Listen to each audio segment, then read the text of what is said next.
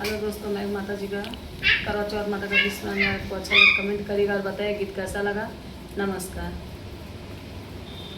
आंगनवा में आई हाय गौरा, आंगनवा में आई हाय गौरा, करवा चौथ माई के रूपवा बनाई, आंगनवा में आई हाय गौरा, करवा चौथ माई के रूपवा बनाई, आंगनवा में आई हाय गौरा, जमन सुहाग तू धोबिनिया के दिहलू, जमन सुहाग धोबिनिया के दिहलू, जमन सुहाग तू साहू के बिटियुआ के दिहलू, माई हो है सुहाग दियले जइया, आंगनवा में अइया ए गौरा, माई हो है सुहाग दिले जइया, आंगनवा में अइहा ए गौरा, करवा चौथ माई के रूपवा बनइहा, आंगनवा में अइहा ए गौरा, रउर कृपा से मोर 16 सिंगार बा, रउर कृपा से माई 16 सिंगार बा, मांगी के सिंदूरवा हाथे चूड़िया लाल लाल बा, हमरे सिंदूरा के चमक बढ़ौले जइहा, आंगनवा में अइहा ए गौरा, हमरा सिंदूरा के चमक बढ़ौले जइहा, आंगनवा में अइहा ए गौरा, अरे चमक आंगनवा में अइहा ए गौरा, सरधा लगाई माई भुखली करवा चौथ के बरतिया, सरधा लगाई माई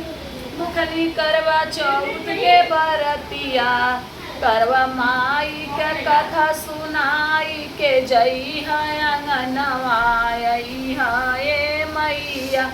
करवा माई के कथा सुना के करिहा परनवा, आंगनवा में अइहा ए मैया, अपन कृपा दया, अपन कृपा दया सब पे बरसइहा, आंगनवा में अइहा ए गौरा मैया, करवा चौथ माई के रूपवा बनइहा, आंगनवा में अइहा ए गौरा, बोल भइल जवन माई कई दिहा माफ हो, सदा रही सुहागिन माई दिहा आशीर्वाद हो, भूल चूक भइल माई कई दिहा माफ हो, सदा रही सुहागिन माई दिहा आशीर्वाद हो, हर संकटवा से पिया के बचइहा, आंगनवा में अइहा ए गौरा, हर संकट से पिया के बचइहा, आंगनवा में अइहा ए गौरा, करवा चौथ माई के रूपवा बनइहा, आंगनवा में अइहा ए गौरा, अन्न धन सब माई हो भरल भंडारवा, जब तक माई तो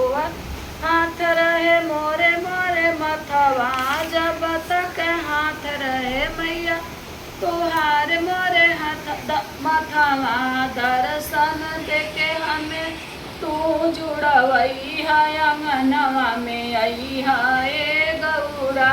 करवा चौथ माई के रूपवा बनइहा, आंगनवा में अइहा ए गौरा, किरण भूखल बाड़ी माई करवा चौथ के बरतिया, लिखी लिखी गावताड़ी तुअरे हो गीतिया, मैया पिया जी का उमरिया बढ़इहा, आंगनवा में अइहा ए गौरा, मैया पिया जी का उमरिया बढ़इहा, आंगनवा में अइहा ए गौरा, करवा चौथ मैया के रूपवा बनइहा, आंगनवा में अइहा ए मैया, बोलो करवा चौथ मैया की जय।